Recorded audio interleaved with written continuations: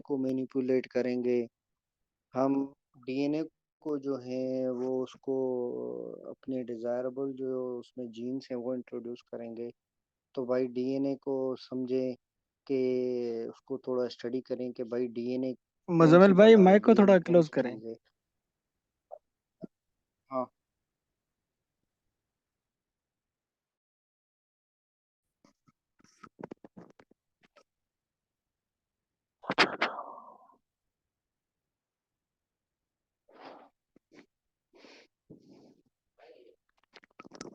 નથી હલે નથી હલે નથી હલે तभी। अभी आवाज आ रही है ठीक से गुलाम नबी? जी जी बिल्कुल ओके मुजम्मिल भाई। हाँ, थैंक यू। तो भाई हम ये कह रहे हैं कि भाई हम डीएनए को स्टडी कर रहे हैं।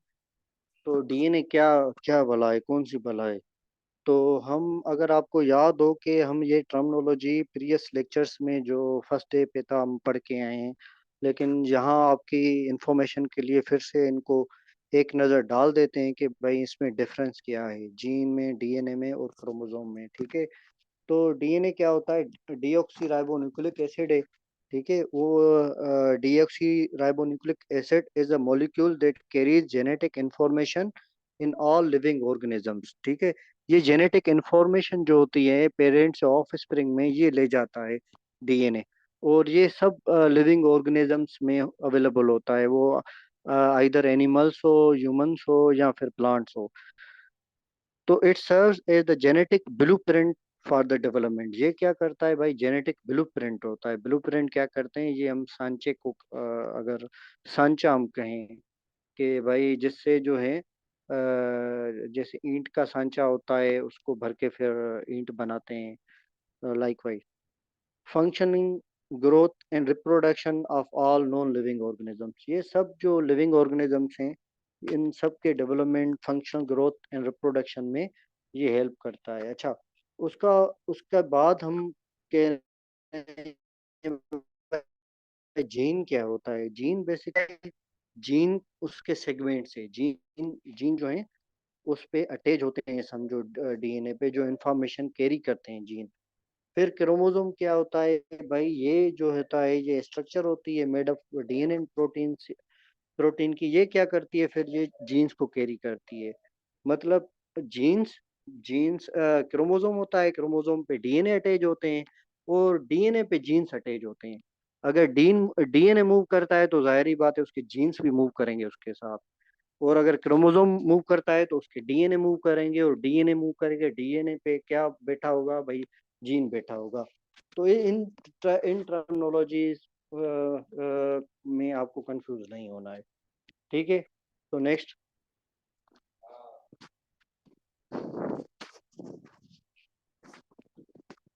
Next slide. हाँ, तो भाई हम जब डीएनए की बात करते हैं तो हम ये कहते हैं कि भाई हम ये तो देख लें कि डीएनए की स्ट्रक्चर कैसे है। ठीक है, तो भाई डीएनए की स्ट्रक्चर अगर हम देखेंगे तो ये बेसिकली पॉलीमर होता है। ठीक है, ये न्यूक्लियोटाइड्स का, किसी का DNA is a long polymer made up of repeating units called nucleotides. Polymer क्या होता है? एक बड़ी चेन जैसे होती है ना, तो ये चेन होती है बड़ी, छोटे छोटे यूनिट्स को मिलाकर जो चेन बनती है उसको हम पॉलीमर कहते हैं। जैसे ईंट मिला के एक दीवार को बनाते हैं। ठीक है, तो दीवार क्या होती है? बेसिकली वो मर्ज होता है ईंटों का। तो लाइकवाइज ये क्या होती है? डीएनए ये न्यूक्लियोटाइड्स का जो है मर्ज होता है। न्यूक्लियोटाइड्स मिलके ये डीएनए बनाता है। अच्छा, फिर जो न्यूक्लियोटाइड होता है या भाई ये क्या क्या बला है, ये कौन सी बला है? तो भाई each nucleotide consist of three components. Her nucleotide जो होता है वो तीन चीजों से बनना होता है। एक होता है उसका फास्फेट ग्रुप, दूसरा डीऑक्सी राइबोज शुगर मॉलिक्यूल, और तीसरा होता है नाइट्रोजीनियस बेस। ठीक है, तो भाई इसका जो है नाइट्रोजीनियस बेस होता है, फास्फेट ग्रुप होता है और शुगर होता है। ये तीन चीजें होती हैं तो फिर ये न्यूक्लियोटाइड बनता है।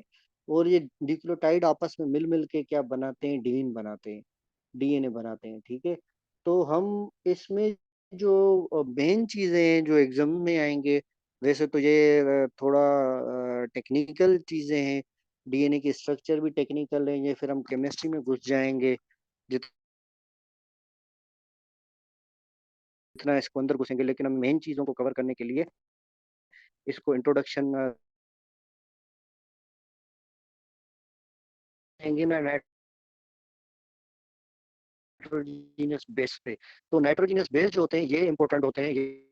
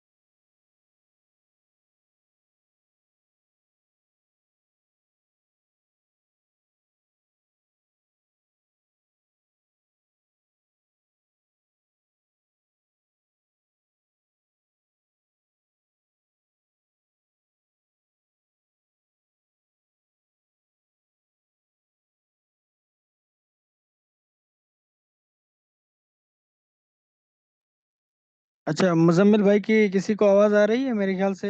मैं भी देख रहा था, मेरा इंटरनेट तो कनेक्शन तो नहीं है डिसेबल।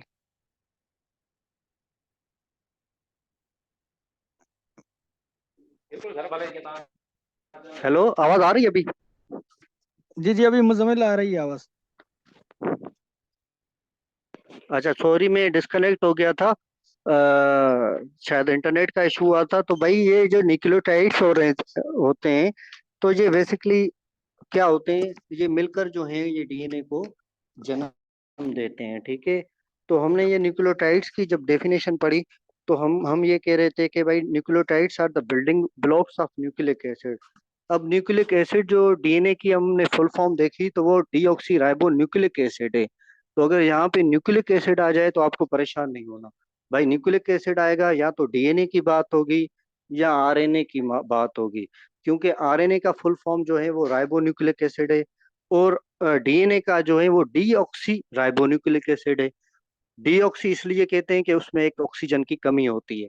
तो बहरहाल इसको वो बड़ा कॉम्प्लिकेशन में ना लेके जाएं, केमिस्ट्री में हम नहीं घुसते।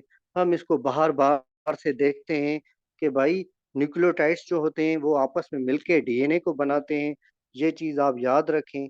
और क्या कहते हैं कि these molecules carry and store genetic information in cell and play crucial role in various cellular processes। ये डीएनए की बात कर रहा है कि भाई ये इंफॉर्मेशन जो हमने पढ़ा कि जेनेटिक इंफॉर्मेशन को लेके जाता है। तो न्यूक्लियोटाइड बेसिकली तीन चीजों पे, तीन पिलर्स पे बंधा होता है। एक फॉस्फेट ग्रुप, दूसरा शुगर मॉलिक्यूल, और तीसरा नाइट्रोजीनियस बेस। तो हम ऊपर ऊपर से जाएंगे कि भाई डीएनए बना होता है न्यूक्लियोटाइड्स का। न्यूक्लियोटाइड फर्दर तीन चीजों पे मुश्तमिल होता है, भाई फॉस्फेट ग्रुप पे, शुगर मॉलिक्यूल पे, और नाइट्रोजीनियस बेस पे। इतना ठीक है? इतना समझ में आ रहा है कि भाई जो डीएनए की, मैं अगेन रिपीटेशन दे दूं, डीएनए बेसिकली जो है वो न्यूक्लियोटाइड्स की पे मुश्तमिल होता है। न्यूक्लियोटाइड्स मिल के डीएनए को बनाते हैं, ठीक है। और फिर ये जो न्यूक्लियोटाइड होता है फर्दर वो तीन चीजों पे मुश्तमिल होता है, भाई फॉस्फेट ग्रुप पे मुश्तमिल होता है, शुगर मॉलिक्यूल पे होता है, और नाइट्रोजीनियस बेस पे होता है।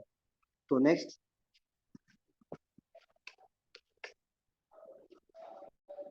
Next please. तो बेसिकली हम इसको खींच के ले, डीएनए के स्ट्रक्चर का जो पढ़ने का यहाँ पे जो सेंस बनता है, तो आपके जो एग्जाम में आएंगे वो नाइट्रोजीनियस बेसिस से रिलेटेड कोई क्वेश्चन आएगा, ठीक है। ये एक्सपेक्टेड है और ये आते भी हैं इस तरह के। तो हमने इसलिए डीएनए के स्ट्रक्चर को समझा और फिर न्यूक्लियोटाइड को समझा कि भाई न्यूक्लियोटाइड का एक कंपोनेंट नाइट्रोजीनियस बेस है। अगर नाइट्रोजीनियस बेस क्या होता है भाई, nitrogenous base is the part of the nucleotide that contain nitrogen atoms and is responsible for encoding genetic information. There are four type of nitrogenous bases। अच्छा, ये nitrogenous bases जो होते हैं वो डीएनए के न्यूक्लियोटाइड में भी होते हैं, आरएनए के न्यूक्लियोटाइड में भी होते हैं, ये आप नोट कर लें।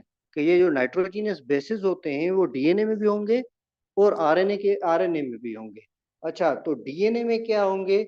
डीएनए में जो चार जो नाइट्रोजीनियस बेसिस होंगे वो कौन कौन से होंगे, ये आपको याद करने हैं भाई। एडिनाइन होगा, थाइमाइन होगा, साइटोसाइन होगा और ग्वानिन होगा।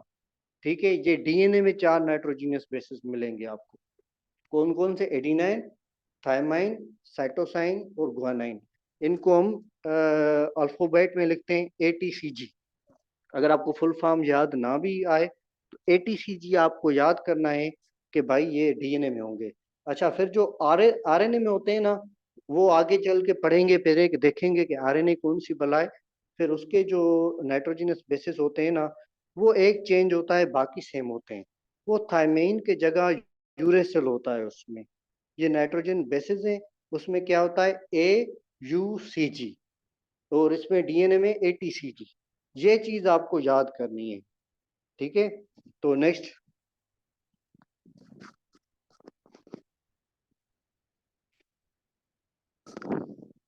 अच्छा, तो हम क्योंकि हमने डीएनए को पढ़ा, डीएनए के स्ट्रक्चर को पढ़ा, तो हम अब ये देखेंगे कि भाई डीएनए जो है वो मल्टीप्लाई कैसे होता है या रेप्लिकेट कैसे होता है। डीएनए की हम जो कह रहे हैं कि भाई ये ब्लूप्रिंट होता है, इसकी फोटोकॉपी जैसे ओरिजिनल होता है उसकी फोटोकॉपी बनती है, तो डीएनए की जो कॉपीज बनती हैं या डीएनए जो मल्टीप्लाई होता है वो कैसे होता है। तो भाई डीएनए जो है ना, वो 1953 में तकरीबन जो है वो ग्रुप ऑफ साइंटिस्ट थे, उन्होंने डिफरेंट डिफरेंट अपने ओपिनियन दिए। ठीक है, जब तक डीएनए की फुल्ली अंडरस्टैंड नहीं हो पाया था उस वक्त तक कि भाई डीएनए रेप्लिकेट कैसे होता है, तब तक हर जो साइंटिस्ट के ग्रुप थे उन्होंने डिफरेंट जो है अपनी राय दी। पहले पहले साइंटिस्ट के ग्रुप्स ने कहा कि भाई ये कंजर्वेटिव रेप्लिकेशन है। कंजर्वेटिव क्या है भाई? In conservative replication, the original double-stranded DNA remains intact and an entirely new double-stranded DNA molecule is synthesized. This means that the parental DNA is conservated in its original form. तो भाई इसमें आपको confuse नहीं होना। जो हमने पढ़े थे ना कि भाई ये बेसिस होते हैं नाइट्रोजनियस बेसिस, उन और वो किसके बने होते हैं? न्यूक्लियोटाइड के बने होते हैं।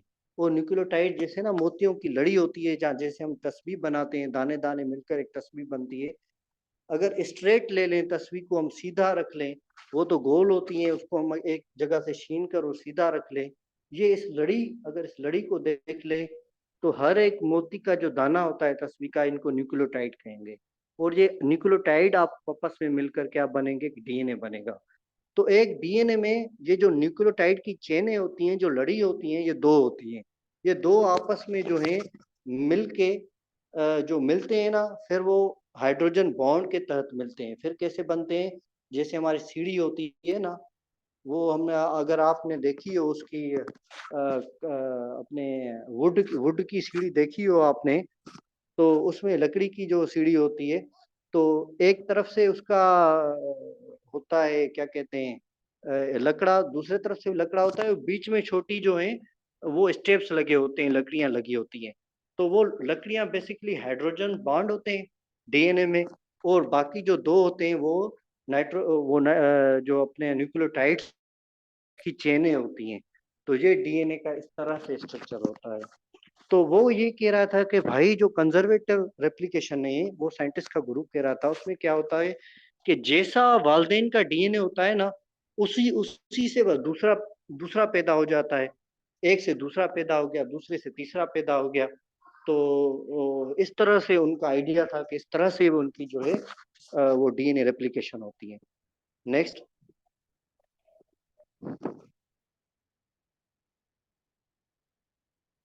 अच्छा, दूसरा कंसेप्ट ये था कि भाई नहीं, जो दूसरे ग्रुप ऑफ साइंटिस्ट का था कि नहीं भाई, ये सेमी कंजर्वेटिव होती है। मतलब आधी जो उसकी लड़ी होती है, आधी जो उसका साइड होती है, वो पेरेंट पेरेंट जैसी होती है। लेकिन आधी जो साइड होती है या दूसरी साइड होती है, वो पेरेंट से मुख्तलिफ बनती है।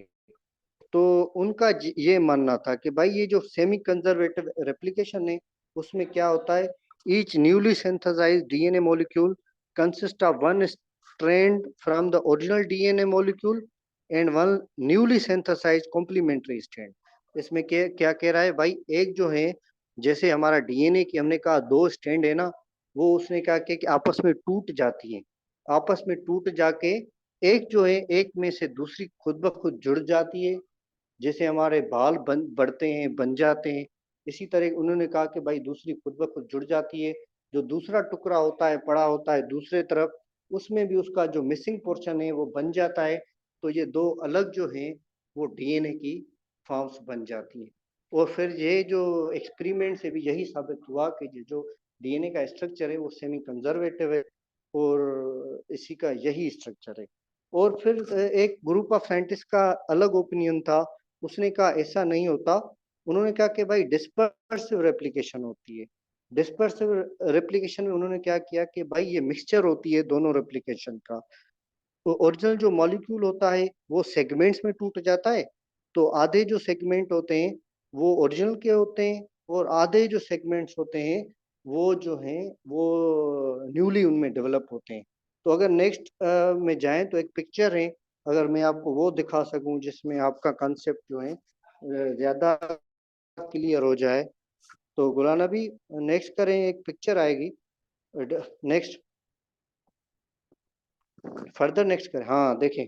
तो ये जो हैं ये मॉडल्स हैं डीएनए रेप्लिकेशन के, जो पहले साइंटिस्ट थे जिनका कंजर्वेटिव हम डीएनए उनका मॉडल कहें, तो उसमें अगर आप जहाँ पे येलो लगी हुई है ना, ये नहीं बल्कि उसके दूसरी तरफ नीचे लिखा हुआ है कंजर्वेटिव टाइप, अगर आप देख सकें, ठीक है, तो उसमें आप देखें कि एक जो ओरिजिनल पेरेंटल डीएनए, उन्होंने कहा कि भाई एक जो है वो बिल्कुल पेरेंटल टाइप है और दूसरा जो है बिल्कुल जो है वो मुख्तलिफ बन गया, तो उसकी फोटोकॉपी बन गई लेकिन वो रंगीन फोटोकॉपी से ब्लैक एंड व्हाइट आ गई, हम ये कहें। तो एक साइंटिस्ट का ये ख्याल था, दूसरे साइंटिस्ट का जो सेमी कंजर्वेटिव है, उन लोगों ने क्या किया कि नहीं, ये दो जो स्टैंड है आपस में टूट गई, अलग अलग हो गई, जुदा हो गई, फिर एक एक जो स्टैंड ने दूसरी स्टैंड को जन्म दिया, एक स्टैंड से दूसरी निकली और दूसरे तरफ से एक स्टैंड से दूसरी निकली, तो फिर जो है वो दो सेट बन गए हमारे डीएनए के। तो ये जो मोस्ट अप्रोप्रिएट जो है वो ये सेमी कंजर्वेटिव यही माना जाता है। तीसरा जो था ग्रुप ऑफ साइंटिस्ट का, वो कह रहे थे नहीं ये डिस्पर्सिव है, इसमें आप देखें एक टुकड़ा जो है पेरेंटल का है, फिर एक टुकड़ा जो है वो न्यूली सिंथेसाइज का है, फिर एक एक जो है पेरेंटल का है, एक न्यूली सिंथेसाइज का है।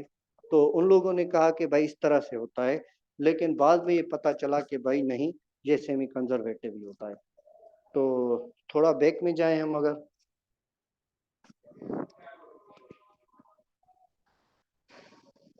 आई होप समझ में आ गई होगी, अगर बैक स्लाइड पे जाएं।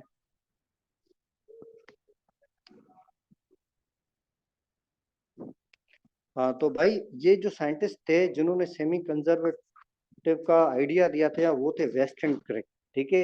ये मॉडल जो डीएनए का कहलाता है ये western Crick model of DNA replication कहलाता है, इसको जो है हम semi conservative model of DNA replication भी कहते हैं।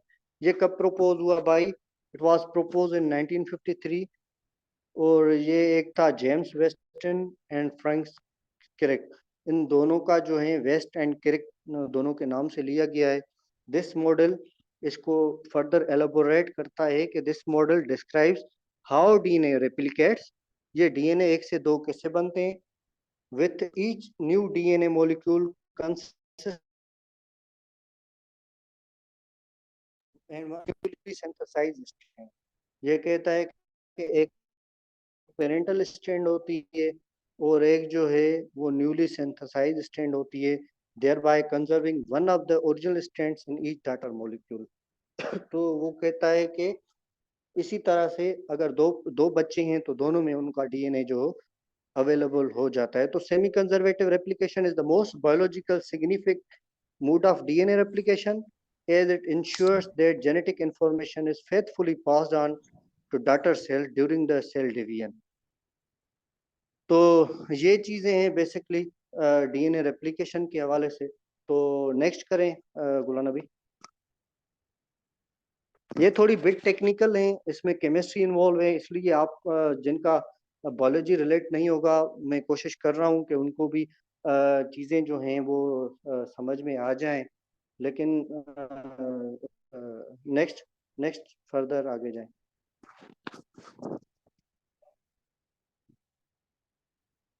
हाँ, तो हमने जहाँ पे डीएनए पढ़ा, तो फिर हम आरएनए को भी समझ के चलें कि भाई आरएनए क्या होता है। भाई आरएनए जो होता है वो राइबो न्यूक्लिक एसिड होता है, ठीक है।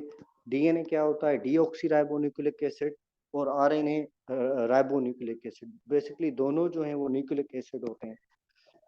तो आरएनए का क्या कर रहा है, डेफिनेशन अगर इसको देखें तो RNA ribonucleic acid is a molecule closely related to DNA. ये डीएनए जैसा ही होता है तकरीबन, लेकिन and plays essential role in the cell, और बहुत अच्छा इसका रोल होता है सेल में। RNA involve in various cellular processes including protein synthesis. तो भाई मेन जो फंक्शन होता है ना आरएनए का, वो होता है प्रोटीन्स को बनाना। हमारे जिस्म में जो प्रोटीन्स बनते हैं ना, तो वो आरएनए बनाता है, ठीक है।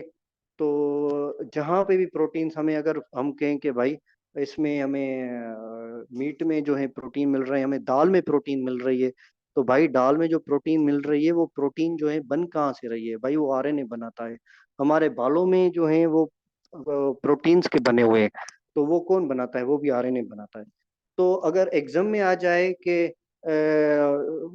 Which among following synthesise the protein, तो आपको आंखें बंद करके जो है आरएनए पे क्लिक करना है। लेकिन याद रखिएगा, आंखें बंद करके लिखने का मकसद ये नहीं कि आप वाकई आंखें बंद कर दें और आरएनए की जगह आप डीएनए को टिक कर दें, नहीं। आंखें खुली रखना, लेकिन ये श्योर करना कि भाई ये आरएनए जो है वो प्रोटीन को सिंथेसाइज करता है। तो अगर स्ट्रक्चर की बात करें कि भाई आरएनए जो होता है, हमने डीएनए को पढ़ा कि भाई वो लेडर टाइप होता है, मतलब वो सीढ़ी की मानंद होता है। लेकिन ये जो आरएनए होता है ना, ये सिंगल स्टैंडर्ड होता है, इसमें डबल स्टैंडर्ड नहीं है। तो अगर आप राइट एंड पे देख सकें, तो डीएनए का भी स्ट्रक्चर दिया हुआ है, आरएनए का भी। डीएनए का अगर आप देखें कि दो जो लाइनें गुजर रही हैं, ये डीएनए की न्यूक्लियोटाइड्स की हैं, ठीक है। और जो बीच में उनके जो आप कलरफुल देख रहे हैं ना सेगमेंट्स, एक दूसरे से मिल रहा है, दूसरा तीसरे से मिल रहा है, चौथा पांचवे से मिल रहा है, तो ये बेसिकली इसके नाइट्रोजिनस बेसिस हैं, ठीक है। ये इनके नाइट्रोजिनस बेसिस हैं जो हमने एटीसीजी पढ़े थे, एडिनाइन, थाइमाइन, साइटोसाइन, ग्वानाइन। ये इनके आपस में मिलते हैं ये। और आरएनए जो अगर आप दूसरे एंड पे देखें, तो वो सिंगल स्टैंडर्ड है। डीएनए डबल स्टैंडर्ड है, और आरएनए जो है वो सिंगल स्टैंडर्ड है। और इसमें भी ये चारों जो हैं न्यूक्लियोटाइड्स जो हमारे नाइट्रोजिनस बेसिस होते हैं वो अवेलेबल हैं। अगर आप देखें तो हम, मैंने जो रेड कलर से किया हुआ है कि भाई इसमें उसके ऊपर अगर देखें, एक क्या होता है, ग्वानाइन होता है, एडिनाइन होता है, ग्वानाइन होता है, उसके अलावा साइटोसाइन होता है, और चौथा जो मैंने रेड हाईलाइट किया है कि भाई यूरिसिल होता है। Unlike DNA which contain thymine, तो थायमाइन की जगह पे इस पे जो है नाइट्रोजनस बेस जो होता है वो यूरिसिल होता है, जिसको हम यू से रिप्रेजेंट करते हैं। नेक्स्ट।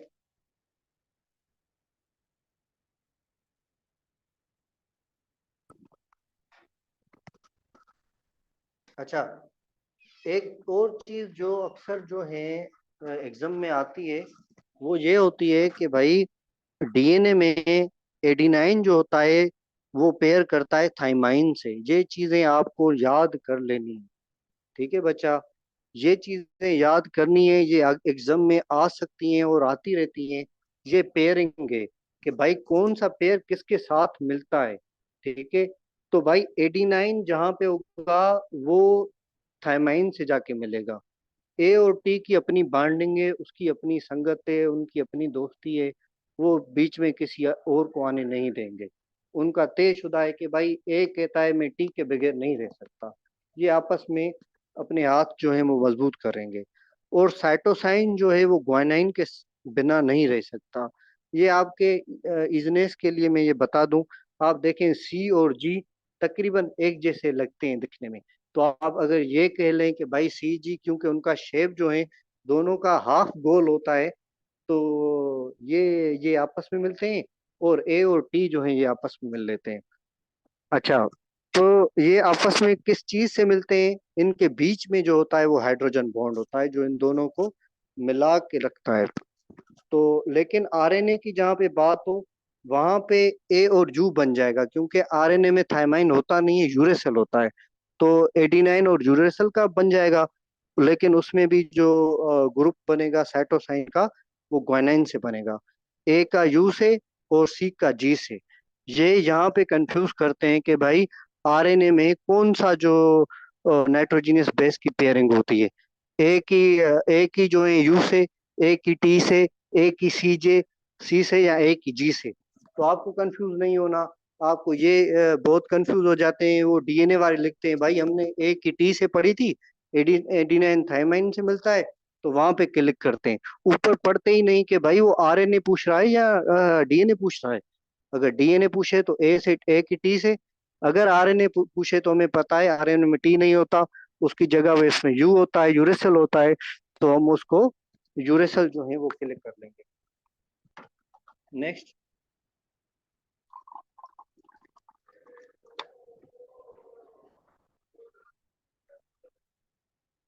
हाँ, तो भाई हमने फंक्शन पढ़ लिए कि आरएनए का जो प्राइमरी फंक्शन होता है वो प्रोटीन सिंथेसिस का ही होता है, ठीक है। अच्छा, तो फिर टाइप्स ऑफ आरएनए आ जाते हैं। अच्छा, अगर इस स्टेप जो हैं इनको हम बाईपास करेंगे तो, क्योंकि ये फिर केमिस्ट्री में चले जाएगी, वो इतनी इंपॉर्टेंट भी चीज़ें नहीं है। जो जो इम्पोर्टेंट है हम उसको देख रहे हैं। अच्छा, आरएनए के टाइप्स जो हैं वो सेवरल टाइप्स हैं। उनमें से जो मेन टाइप्स हैं वो तीन हैं, ठीक है।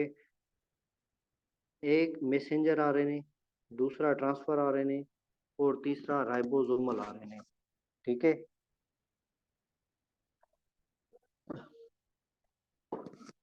तो भाई मैसेंजर आरएनए क्या करता है? ये जेनेटिक इंफॉर्मेशन को डीएनए से जाके लेके जाता है राइबोसोम तक, ठीक है। राइबोसोम में क्या करते हैं कि भाई प्रोटीन्स राइबोसोम में बनते हैं। प्रोटीन जो होते हैं ना, हमने ये तो कहा कि भाई आरएनए प्रोटीन बनाते हैं, लेकिन जिस जगह पे बनाते हैं उसको राइबोसोम कहते हैं। राइबोसोम को प्रोटीन की फैक्ट्री भी कहते हैं। अगर आपको एग्जाम एग्जाम में आ जाए कि which one is the factory of protein synthesis, तो आपको जो है वो उसको राइबोसोम को क्लिक करना है। ये आप नोट कर लें अपने बुक्स में कि प्रोटीन फैक्ट्रीज जो राइबोसोम्स होते हैं वो प्रोटीन फैक्ट्रीज कहलाती हैं। तो आरएनए बनाता तो है भाई प्रोटीन, लेकिन वो कहाँ जाके बनाता है, वो स्पेसिफिक लोकेशन क्या होती है सेल में, भाई वो राइबोसोम्स में बनाता है, ठीक है। तो मैसेंजर आरएनए का क्या काम होता है कि भाई वो जो है जैसे पोस्टमैन होता है ना हमारे यहाँ, वो भी मैसेंजर कहलाता है। वो क्या कहता है, इंफॉर्मेशन कैरी करके जाता है। वो ये क्या करता है, मैसेंजर आरएनए डीएनए इंफॉर्मेशन जो होती है वो राइबोसोम तक लेके जाता है, जहाँ पे जो है उनसे प्रोटीन बनती है। और फिर होता है ट्रांसफर आरएनए, ठीक है। ट्रांसफर आरएनए किस चीज का होता है रेस्पॉन्सिबल? वो अमाइनो एसिड लेके जाता है राइबोसोम में ड्यूरिंग प्रोटीन सिंथेसिस। तो भाई अमाइनो एसिड क्या होते हैं? अमाइनो एसिड को कहते हैं हम building blocks of protein. Amino acid जो होते हैं वो आपस में मिलकर जो हैं वो फिर प्रोटीन बनते हैं, ठीक है। प्रोटीन का जो रॉ मटेरियल होता है ना, जिस चीज से बनते हैं वो अमाइनो एसिड्स होते हैं, ठीक है। तो अमाइनो एसिड्स जैसे हम वहां पे देख रहे थे न्यूक्लियोटाइड्स मिलकर डीएनए बन रहा था, यहाँ पे अमाइनो एसिड मिलकर प्रोटीन बनाएंगे। तो इस चीज में आपको कंफ्यूज नहीं होना। फिर होता है ribosomal RNA. Ribosomal RNA basically ये राइबोसोम्स का मेन कंपोनेंट होता है। राइबोसोम से जिस चीज से बना होता है ना, वो मेनली राइबोसोमल आरएनए होते हैं, ठीक है। तो आरएनए से बना होता है खुद राइबोसोम। तो ये इनका जो है आप लोगों को ये मेन मेन चीज मोटी मोटी याद करनी है। तो एम आरएनए को मैसेंजर आरएनए कहेंगे, टी आरएनए को ट्रांसफर आरएनए कहेंगे, आर आरएनए को राइबोसोमल आरएनए कहेंगे। नेक्स्ट।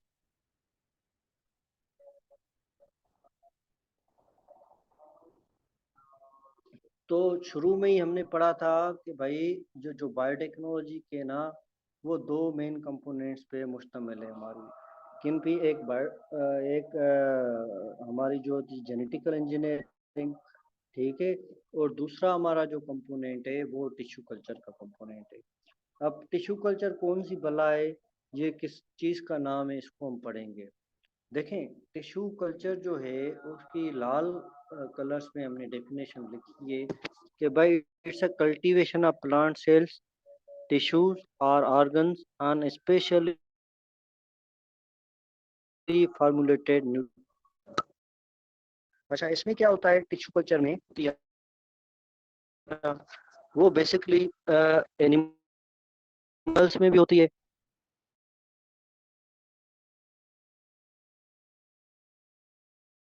भी होती है, और लेकिन हम यहाँ पढ़ते हैं इसे टिश्यू कल्चरिंग जो सेल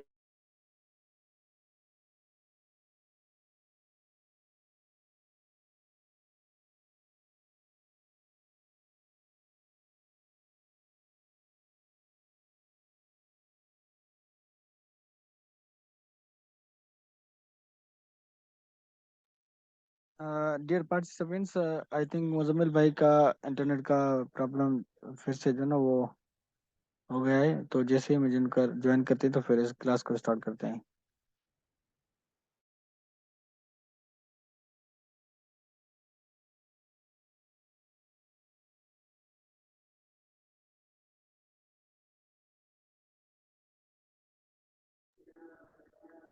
वेलकम बैक। तो हम जो है टिश्यू कल्चर को पढ़ रहे थे कि भाई क्या होता है कि जो सेल्स होते हैं ना, इंसान या प्लांट्स या जो भी लिविंग ऑर्गेनिजम्स है ना, वो सेल से बेसिकली बने हैं। ठीक है। जिस तरह से हम अगर कहें कि भाई दीवार ईंटों से बनी हुई है, इसी तरह से जो ह्यूमन बींग्स हैं, जो प्लांट्स हैं, जो एनिमल्स हैं, वो सेल से बने होते हैं। उसका बेसिक बिल्डिंग जो यूनिट है ना, वो सेल सेल है। ठीक है। तो सेल क्या करते हैं, बेसिकली सेल मिलकर आपस में वो टिश्यू बनाते हैं। ठीक है। टिश्यू टिश्यू से फिर क्या होता है, ऑर्गन बनता है। टिश्यूज आपस में मिलकर ऑर्गन बनते हैं। जैसे हमारा हाथ हमारा ऑर्गन है, हमारी आंख ऑर्गन है, हमारा नाक ऑर्गन है, हमारा होंठ ऑर्गन है। तो इसी हवाले से अगर पौधे पे लेके जाए तो रूट उसकी ऑर्गन है, उसका शूट उसका ऑर्गन है, उसका लीव उसका ऑर्गन है। तो हम क्या करते हैं कि भाई उस टिश्यू को जो होता है, टिश्यू को ले लेते हैं, वहां से पिक करते हैं और उसको एक न्यूट्रिएंट मीडियम में डालते हैं। फिर न्यूट्रिएंट मीडियम मीडियम में क्या होता है, आर्टिफिशियल न्यूट्रिएंट मीडियम उसको प्रोवाइड करते हैं। फिर उसमें वो ग्रो होता है, वो बड़ा होता है। फिर वहां से हमें उसके ट्रूट टाइप जो हैं वो जीनोटाइप्स मिलते हैं। बेसिकली हम टिश्यू कल्चरिंग करते क्यों है भाई, कौन सा हमें सामने कांटा हुआ है। भाई टिश्यू कल्चर हम इस हवाले से करते हैं कि उसमें दो चीजें होती हैं मेनली। एक तो हम ये चाहते हैं कि भाई हमें जो प्लांट जो पौधा मिले ना, वो बिल्कुल हूबहू शक्ल सूरत में अपने जो वालदेन पे जाए। ठीक है। जब वो शक्ल सूरत में अपने वालदेन पे जाएगा तो हम उसकी टिश्यू कल्चरिंग करेंगे, क्योंकि टिश्यू कल्चरिंग में वेरिएशन नहीं आती। ठीक है। जो हम क्रॉसिंग करते हैं ब्रीडिंग वाले या सीड सीड को ग्रो करते हैं, उसमें क्या होता है कि वो जो उसका वालिद जैसी निस्बतें होती हैं ना, वो बच्चे में नहीं आती। इंसान में भी देख लें, बच्चे अपने वालिदैन जैसे नहीं होते। ठीक है। वो डिफर करते हैं बहुत सी खुसूसियात में। लेकिन टिश्यू कल्चरिंग में क्या होती है भाई, एज इट इज, जैसा पेरेंट वैसा चाइल्ड, जैसा पेरेंट बिल्कुल डुप्लीकेट ट्रू कॉपी उसकी। तो इस वजह से हम उसको टिश्यू कल्चरिंग करते हैं। तो टिश्यू कल्चर का ये है कि भाई टिश्यू कल्चर हम यहाँ पे एग्रीकल्चर में लेके जाएंगे। Tissue culture in agriculture is specialised branch of plant tissue culture that plays a crucial role in the propagation, improvement and conservation of plants for agriculture purpose। तो भाई ये क्या कहता है कि हम इसमें प्रोपोगेशन भी करते हैं, मतलब मल्टीप्लिकेशन करते हैं बहुत सी, इम्प्रूवमेंट भी लेके आते हैं, तो और कंजर्वेशन लाते हैं प्लांट की एग्रीकल्चर में। The technical involve in vitro. अच्छा, इन विट्रो जहाँ पे यूज हो उसका मतलब है कंट्रोल्ड एनवायरनमेंट में। क्या करते हैं हम, कंट्रोल एनवायरनमेंट में जिसमें डिजीज ना हो, जिसमें हम बेबी प्लांट को जो है वो उसका टेम्परेचर रिक्वायर्ड पूरा दें। तो ये सारी चीजें हम उनको प्रोवाइड करते हैं। अच्छा, genetically identical plants on a large scale. ये जेनेटिकली आइडेंटिकल होते हैं, आइडेंटिकल मीन सिमिलर होते हैं, पेरेंट की टाइप के ही होते हैं। तो इसका जो मेन कंपोनेंट है टिश्यू कल्चर का वो माइक्रो प्रोपगेशन है। माइक्रो प्रोपगेशन क्या होता है, also known as plant cloning. ठीक है, इसमें हम प्लांट की क्लोनिंग कहते हैं। क्लोनिंग क्या होता है आपको पता है, आप में से किसको पता है? पता है तो शेयर करें, जस्ट यस या नो लिखें। आप में से किसको पता है क्लोनिंग? क्लोनिंग क्या होती है?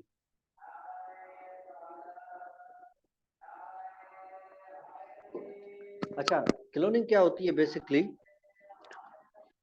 क्लोनिंग जो होती है ना, वो हम उसमें उसमें जो है वो हम डुप्लीकेट जो है, हाँ कॉपी बनाते हैं। बिल्कुल बिल्कुल सही कहा जानोमन। तो बेसिकली हम उसकी एज इट इज जो होती है कॉपी बनाते हैं क्लोनिंग में, जिसका डॉली शीप जो हमारे पास एग्जांपल है। तो अगर हम इसको देखें ना, टिश्यू कल्चर में भी क्या करते हैं, हम प्लांट की कॉपी बनाते हैं। ठीक है, प्लांट की जो है कॉपी बनाते हैं, वो एग्जैक्ट जेनेटिक कॉपी जो उसकी बनती है उसको हम टिश्यू कल्चरिंग कहते हैं। हम बनाते क्लोन्स हैं, लेकिन जिस टेक्नोलॉजी से प्लांट में बनाते हैं उसको हम टिश्यू कल्चर कहते हैं। आई थिंक अब समझ में आ गया, क्योंकि आपको इसके टिश्यू कल्चर का आइडिया था, इसका क्लोनिंग का, तो अब आपको ये भी समझ में आ गया। तो माइक्रो प्रोपगेशन क्या होता है, also known as a plant cloning, इसको हम प्लांट का क्लोनिंग कहते हैं। ठीक है, one of the primary application of tissue culture in agriculture, ये इन्वॉल्व क्या होता है, multiplication of plant from a small piece of plant tissue such a leaf, stem और मेरिस्टेम टिप। इसमें क्या करते हैं कि भाई जो लीफ होता है या स्टेम होता है, तो या ग्रोइंग पॉइंट जो होती है प्लांट को, उसको ले लेते हैं, न्यूट्रिएंट मीडिया में डाल देते हैं, उससे फिर उसके फर्दर जो होते हैं जीनोटाइप्स एज इट इज उसके पैदा हो जाते हैं। This method produces numerous identical plants, ये क्लोन्स बनाता है, रैपिडली इंश्योरिंग जेनेटिक यूनिफॉर्मिटी। वो क्या करते हैं, वो कॉपी होते हैं अपने पेरेंट्स की। नेक्स्ट,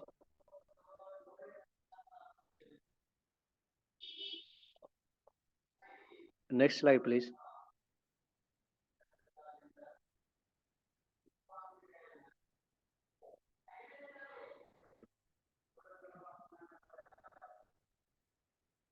अच्छा, अच्छा, लेकिन ये जो हम क्लोनिंग करते हैं ना, ये जो टिश्यू कल्चर करते हैं, इसका एक दूसरा एडवांटेज भी होता है। ठीक है, वो क्या होता है, हमें डिजीज फ्री प्लांट्स मिलते हैं। ठीक है, tissue culture can be use to produce disease free plant material by carefully selecting and culturing healthy plant tissue.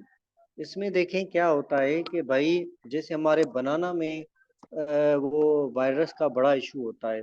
हम जब एनएआरसी में थे इस्लामाबाद में, तो हम भी वहाँ पे इस बनाना की टिश्यू कल्चरिंग करते थे। ठीक है, तो उसमें क्या करते थे, हम हेल्दी जो प्लांट्स होते हैं ना, उसको सिलेक्ट करते थे कि भाई जिसमें जो है इस वायरस का अटैक ना हो। हम उसके क्या करते थे कि भाई उसके मल्टीप्लाई करते थे उसको।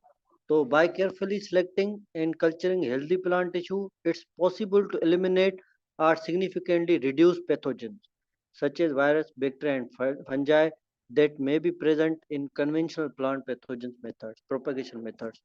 देखें, अगर दो प्लांट्स हैं फील्ड में, ठीक है, आपने उनसे जो तीसरा प्लांट लेंगे ना, तो अगर उन दो प्लांट्स में या उन दोनों में से एक में अगर वो वायरस होगा या वो इन्फेक्शन होगा, तो क्या होगा, वो दूसरे प्लांट में भी, जो आपका बेबी प्लांट होगा उसमें भी वो इन्फेक्शन ट्रांसफर होगा। फिर आप वो बेबी प्लांट जब उसको लेके किसी फील्ड में लेके जाए